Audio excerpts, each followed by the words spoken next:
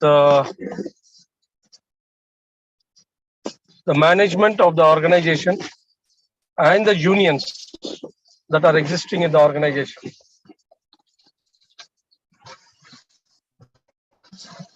So there is a slight difference in that we need to learn when we talk about industrial relations. Industrial relations deals with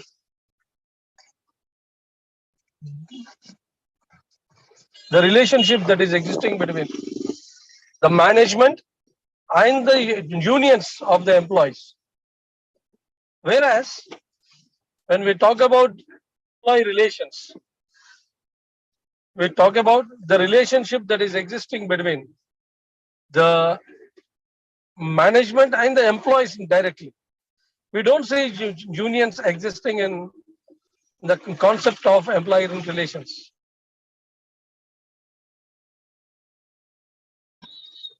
Industrial relations is a function in all the organizations. So earlier it was industrial relations that was existing, but now the term employee relations has come into being, considering the importance of employees in the organization. Industrial relations, in the concept of industrial relations, the employees are viewed as mere workers. But in the concept of, when you come to employee relations, we see employees as the human resource. So the human resource of the organization interacting with the facilitators in the organization, that is the management, we call it as employee relations. So what is the importance of industrial relations in organizations? We need to understand why there are industrial relations that are existing in the organization. The very important concept here is, what we need to understand is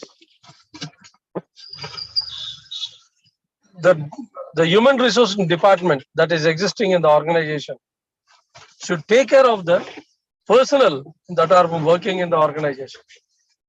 So the function of the HR in taking care of the employees that are working on in the organization and the matters relating to the employees, we see it in industrial relations. So an organization which deals with the employees, or which an organization which gives importance to the employee relations, that is the organization that excels, or where we see that the work is being done well. So we need to understand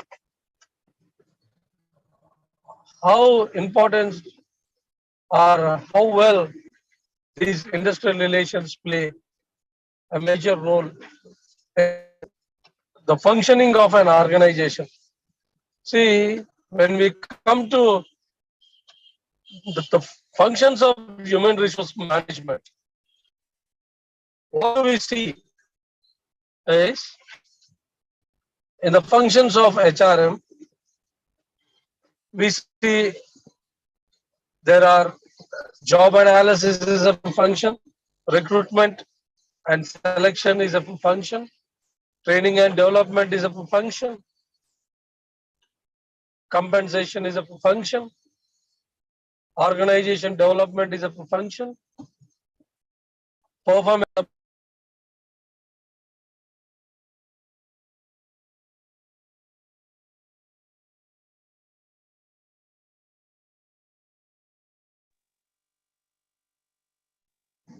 Keeping all these things, we see that in these industrial relations is also a function. So Here, and every function of the human resource management can be a specialization, or each division in HR can be learned as a specialization in management education. So in this fourth semester of MBA, being uh, the HR specialization, see we see various uh, specializations. That is, we talk about compensation is a specialization, labor loss is a specialization, and we see uh, industrial relations is a specialization, performance appraisal or performance management is a specialization. So we come across every function of an HR as a specialization to be learned, and no function can be treated as, way can be taken that easy. So in industrial relations, we mainly can concentrate on the parties that are related in industrial relations. What are the parties that are concerned?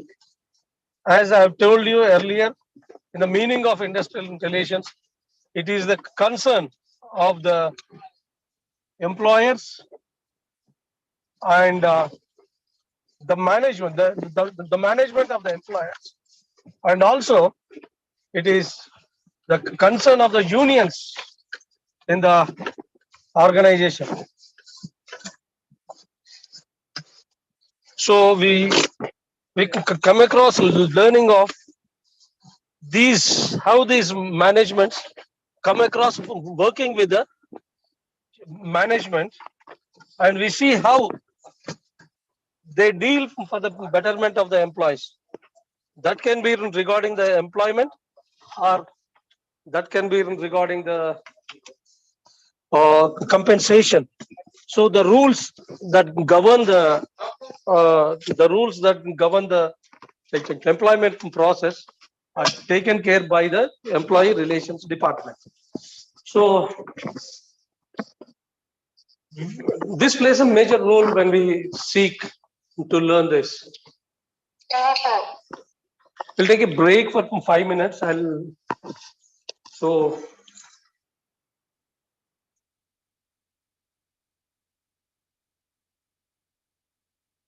we'll take a break for 5 minutes.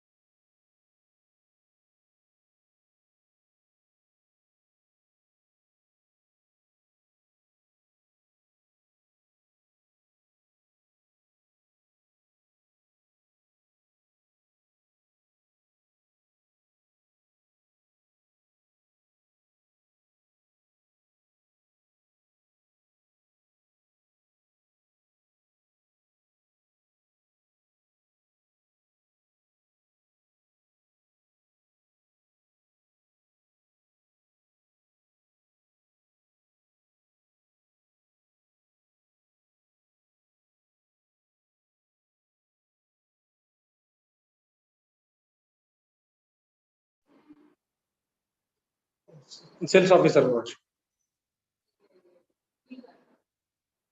Let me operations. Operations. Yes, we'll continue with the class. And as I've said earlier, it is the function, industrial relations is a function of human resource management. So, what do we come across in industrial relations is, 15 minutes long. So, we see industrial relations, we see the unions and their associations, how they uh, work together in coordination with the management, the new unions and their associations, right? And we will see the grievance and discipline. We will see the conflicts and collective bargaining. We will talk about the HR accounting, audit, research and information. We'll also see the ethics and contemporary issues that are concerning the industrial relations. So this, basing on this, we find industrial relations as a great value in organizations. It also talks about the wage and salary administration. It talks about the bonus, the social security measures, right? And also it talks about the present industrial relations that are happening in the organization. Now, we will see in detail what industrial relations is all about. So, it is the relations among the employers and the employees and their unions and government. So, as we see this is the employees, the employers, and their unions and the government. Wait.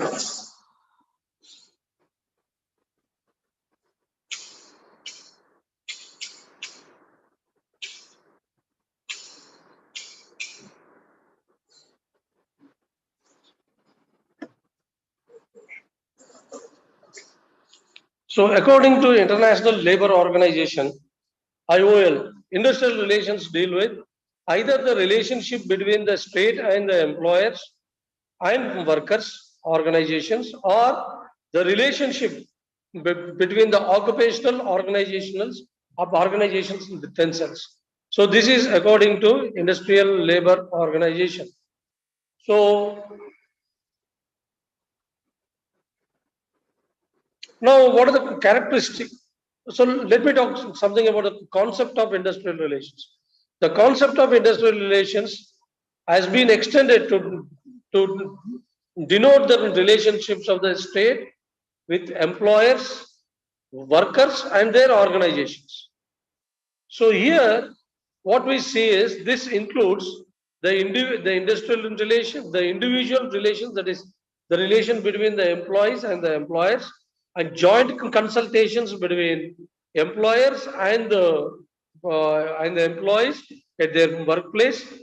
It talks about the collective relations between employers and their organizations and the trade unions. We also talk about the collective bargaining, the grievance and disciplinary process in the industrial relations. So the characteristics, what are the characteristics of industrial relations? So industrial relations are the outcome of the employment relationship in an industrial enterprise. Industrial relations develop the skills and methods of adjusting to and cooperating with each other. That is between the employers and the employees. Industrial relations system creates complex rules and regulations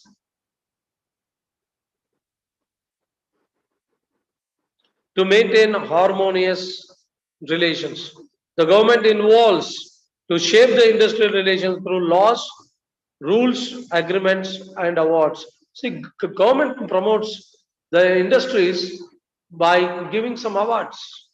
The nature of the work that they do, the infrastructure that they maintain, and the outcome that comes out of the enterprise is being monitored by the government.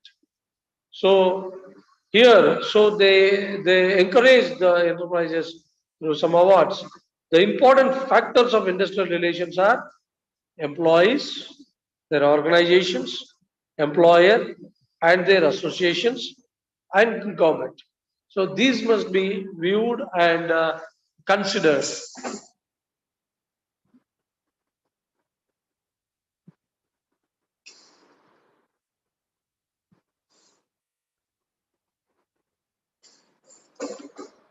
So now the factors that affect the industrial relations.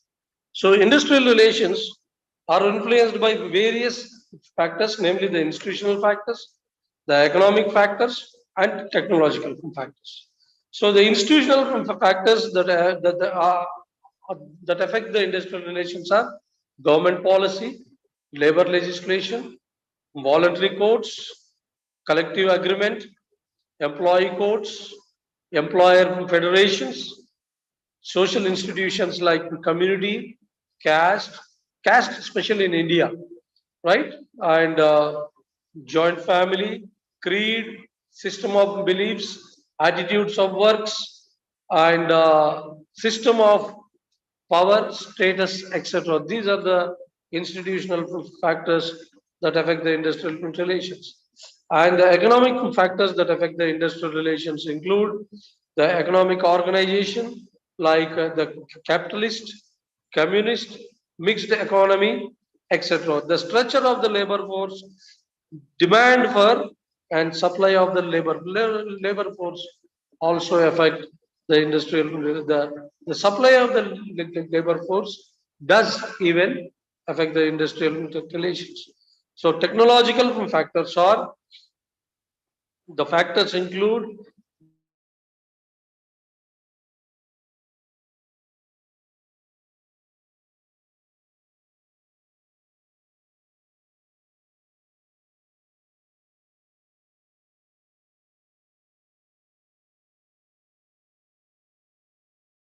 organization, how the organization works using the present day technologies, and the social and cultural factors like that affect are like population, religion, customs, traditions of the people, race of the ethnic group, then cultures of the various groups of the people. These do affect the industrial relations. And the political factors that affect are the political parties and their ideologies that are working in the country where this enterprise is established, and their growth and the mode of achievement of their policies, involvement of the trade unions, involvement of the political parties in the trade unions. All these affect the industrial relations. And the government factors, uh, the factors include governmental policies like industrial policy, economic policy, labor policy, export policy, import policy, and many others do affect the industrial relations of the organization. So we can come across a model, the Dunlop model of industrial relations. So Dunlop's model identifies three main key factors to be considered in conducting an analysis of the management labor relations. As we have talked earlier, it is the relationship that exists between industrial relations is the relationship that exists between the management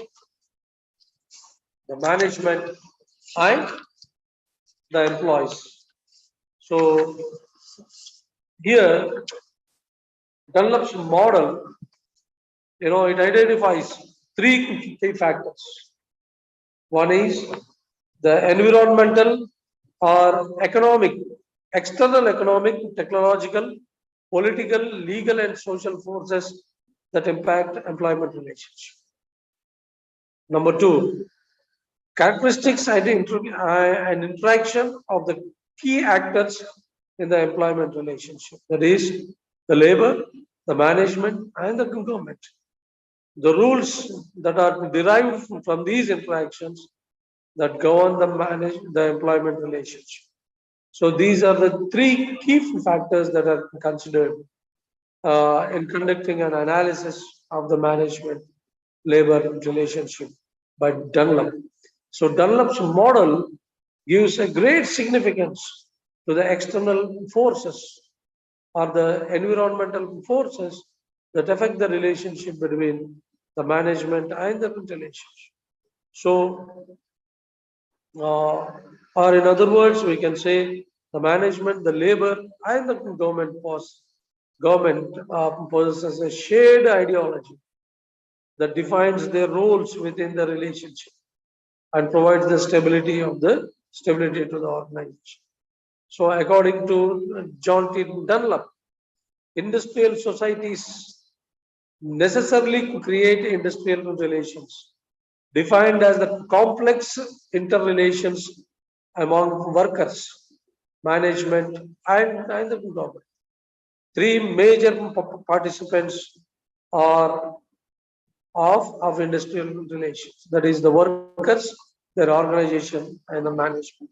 So, workers' organizations are the trade unions, government as the custodian of the employees, so which influences the industrial relations. So we need to understand. So earlier I spoke that said that industrial relations is a function of human resource management. So human resource management is the cause and IR is the effect, because IR is a function of HR. That we need to understand. And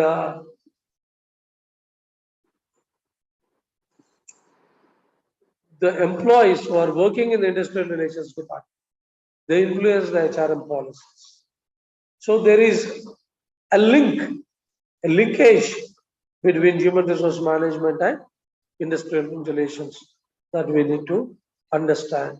That is, the objectives, the policies, the procedures, all come from the human resource department. So one of the major differences that we can see is in human resource management, as we have talked earlier, right? The employee relations these days has come into being, where it talks about only two parties, the employees and the employers. But here in industrial relations, we talk about the four parties. That is the employees, employer, the trade unions, and the influence of the government on the trade unions, and also upon the enterprise that is operating uh, operating in their concerned state or concerned place. So, sound industrial relations prevents industrial disputes. See, the main reason why there is being an industrial relations department is where people work, there can be disputes. So it's an area where we see the disputes. So in order to minimize the disputes, we see a department that emerged as a function of human resource management. That is the IR department. And sound IR gets unreserved employee cooperation. The industrial policies are good, industrial relations policies are good. We see that there are there's a great employee cooperation in the organization. If the employees can cooperate towards the functioning of the organization, it's a great thing we given to think. It is uh, it is on the part of the employees whether to increase or decrease the industrial relations. So this plays IR relations plays major role. And when do we see that the industrial relations will be good is when we recognize the dignity of the individual or the rights of the employees, or when we give freedom to the employees, when there is an equality of opportunity, right? We see sound industrial intelligence. And when there is, see what exactly the employees, employees, they seek. They seek mutual respect. They seek confidence. That they may have confidence on the management. They seek that the management should understand them. They seek a goodwill. They seek the acceptance from the management. There is a sense of responsibility on part of the employer. So, and then we see there will be a sound employee relations from employee point of view. So, to have a sound industrial relations, what do we need? What do we need? We need the support of the top management. It's very important. Without having the support of the functional staff. See, there are three levels of strategy we talked about. The corporate strategy, the business level strategy, and the functional strategy. So, the functional managers should directly deal with the operation levels. Right? They need to capitalize on the cooperation given by the employees. So they can only do that. The functional managers can only do that when they get the top level, when they get the support of the top management. And not only that, for the industrial relations to be good, there must be sound personal policies. That is, the policies that the organization gives must be good enough, and they must be policy should be according to the vision and mission of the organization. Not only that, it should seek towards the upliftment of the employees. Thereby, the policy can be successfully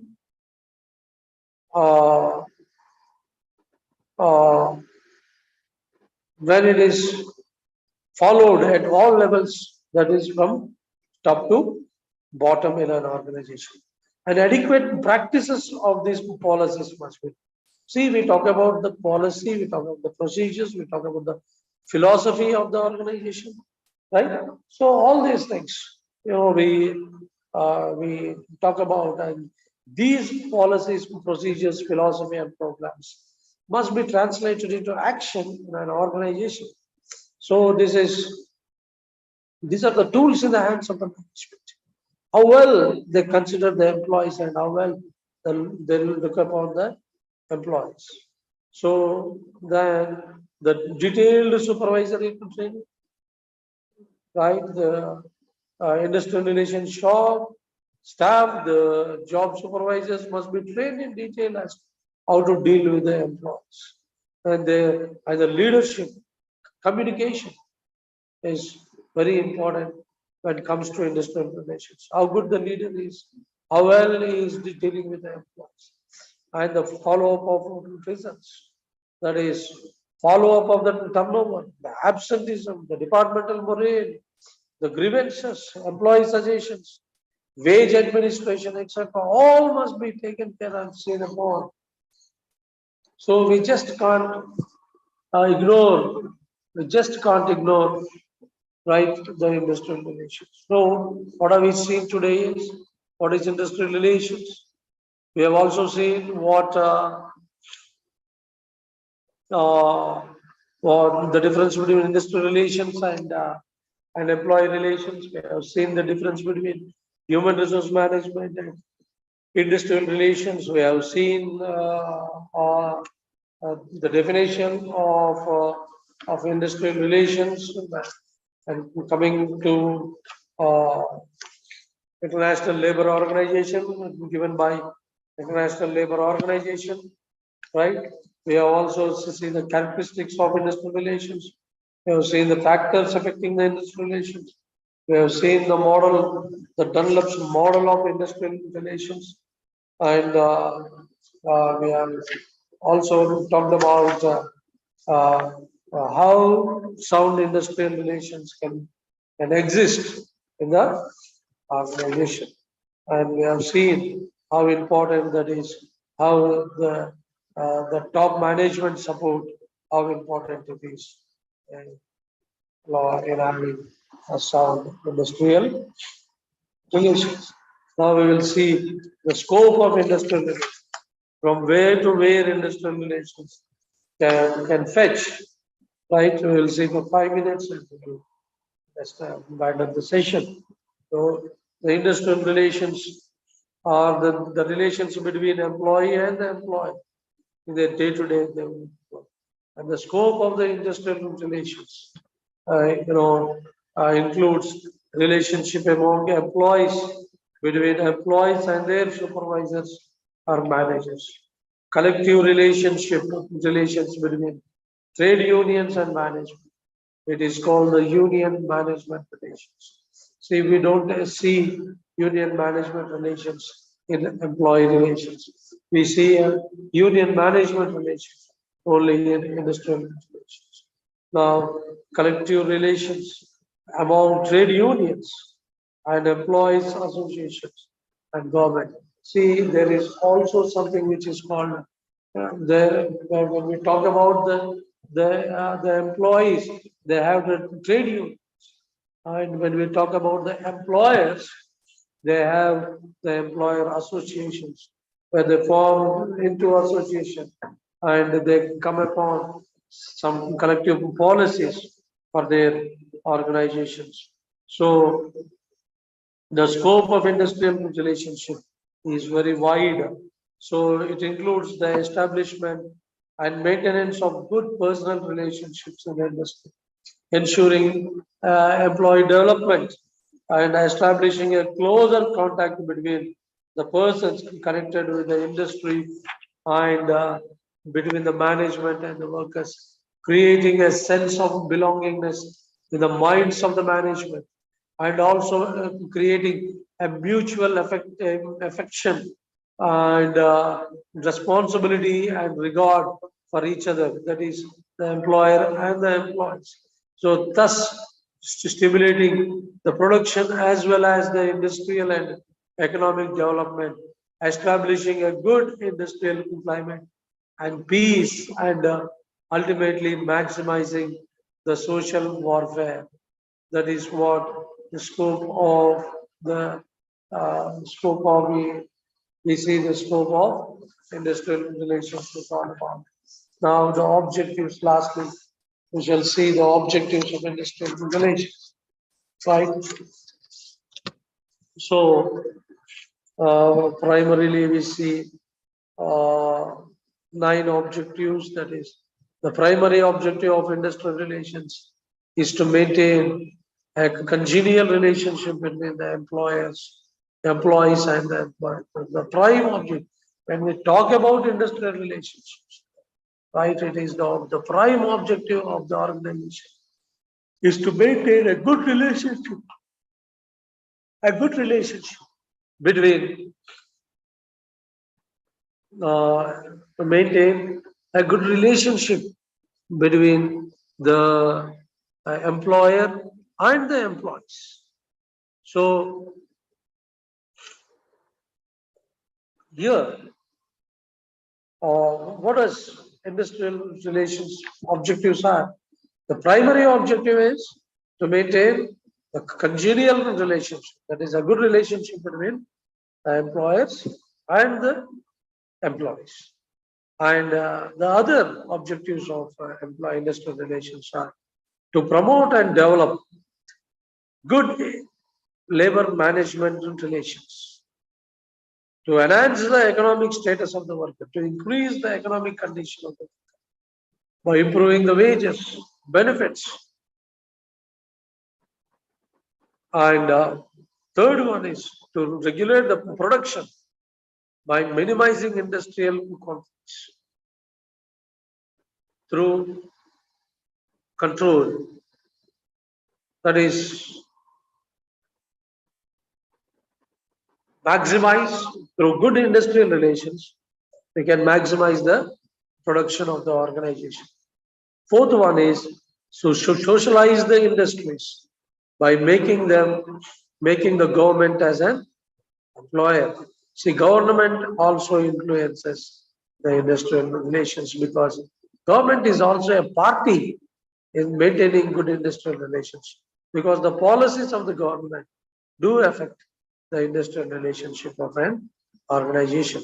So to provide an opportunity to the workers to have a say, that is management and the decision making. Right here we could call it as an employee, that is employee participation in management. So employee participation in management is also an objective of industrial relations.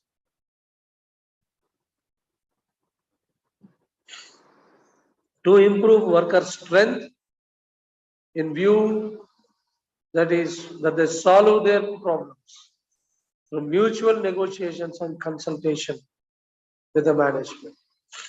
To encourage and develop the trade unions in order to improve the worker strength. To avoid industrial conflicts and their consequences. See, industrial relations department are the function of industrial relations. It exists to avoid the industrial conflict, to see how best the industry serves its employees, and to make the control the employees in such a way that they serve the organization in a good way, and to extend and maintain industrial democracy. So these are the objectives that we can come across in the industrial relations. In tomorrow's class, we will see the functions of industrial relations, and we'll see the conditions for good industrial relations, and we'll see the approaches, various approaches to industrial relations, and we'll just move forward with industrial Indian industrial workers. Yes. And any doubt, I see a student joining the class. Can I see your face? Can I see your face? The student who has joined, please. Karthik, as the name says. Yes, sir. Good evening, sir. Please, can I see your face? Good evening, Karthik. Sir, 1 second.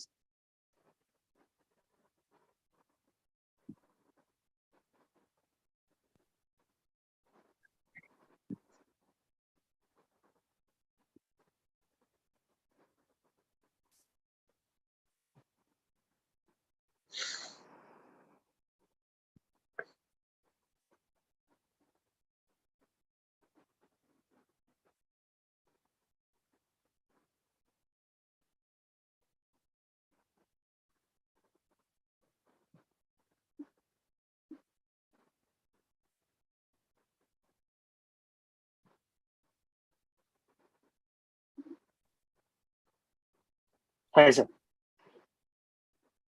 Hi, Karthik. What do you do, Karthik? Sir, I work for a private organization as an assistant manager, sir, in the platform of US Healthcare, sir. Okay, which organization is it? It is Medico Healthcare Services, sir. It is Okay. located in Madhapur. Okay. So I'm an assistant professor at Usman University PG College. Yes, sir. Right? And I'm Raju. My name is Raju. And so Sir, you the joined topics. late. Yes, sir. Yes, sir. Sorry for that, sir. Yeah. I will So make sure 2:30 to join on time. And the topics today, sir, please go ahead, sir. Yeah, it is 2:30 to 3:30 is the class hour. Sure, sir. I will make sure to join on time, sir.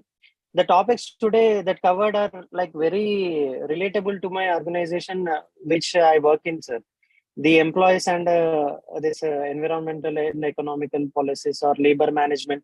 These are real time I'm coming across, sir. Nice. So when So you are telling like it is very relating to me, sir, and it was like interesting to me also, sir. And that's the reason why I have opted for HR, sir. beautiful. See, HR is a beautiful subject and beautiful department to work. where you are related directly with people, Yes, sir. Yes, sir. right? It is a people management thing, and I love to teach HR. Thank you so much, sir, for your time. Right, Karthik. So tomorrow we'll meet again, Karthik. Okay? Sure, sure, sure. Tomorrow. Thank you, sir. 2:30. Sir, tomorrow is Sunday, so Sunday I'm not available. So in the next date, whenever the class is, I'll be available. Sure, sir. Do you have Thank the you so much, schedule of sir. the classes? Do you have the schedule of the classes? Sir, it was posted in the group. Like I have to cross-verify, sir. Exactly. So in the last minutes, that's the reason why I have got the notification and joined directly, sir. Yes, sir. Okay. One second. There was a schedule, but it was given for today, I believe, sir. So be on the line. I'll just tell you. Be online. I'll tell you the schedule. International.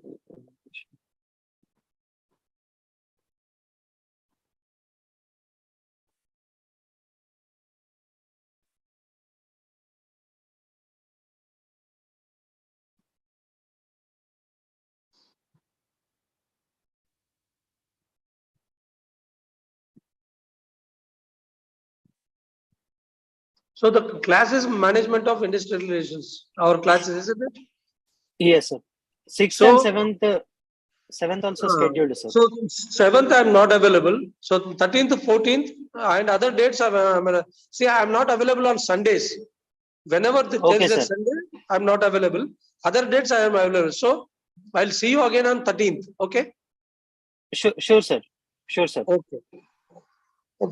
Okay, Karthik. Have a good day. Thank you, sir. Bye, sir. Bye, Karthik. Bye.